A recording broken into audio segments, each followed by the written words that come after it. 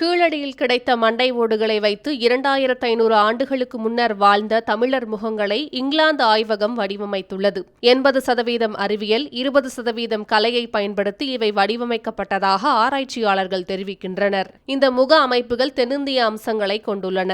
மேலும் மேற்கு ஐரேஷிய வேட்டைக்காரர்கள் மற்றும் ஆஸ்ட்ரோ ஆசிய மக்களின் மரபணு தடயங்களும் இவற்றில் காணப்படுவதாக ஆராய்ச்சியாளர்கள் தெரிவிக்கின்றனர். இந்த மண்டை ஓடுகள் கீழடி அகழாய்வு மையத்தில் இருந்து சுமார் 800 மீட்டர் தொலைவில் உள்ள கோந்தகை என்ற ஈமைச் சடங்கு தளத்தில் கண்டெடுக்கப்பட்டன. கோந்தகை பகுதியில் வாழ்ந்த ஆண்கள் 5.7 அடியும் பெண்கள் 5.2 அடி உயரத்திலும் இருக்கக்கூடும் என்று ஆய்வாளர்கள் கணித்துள்ளனர்.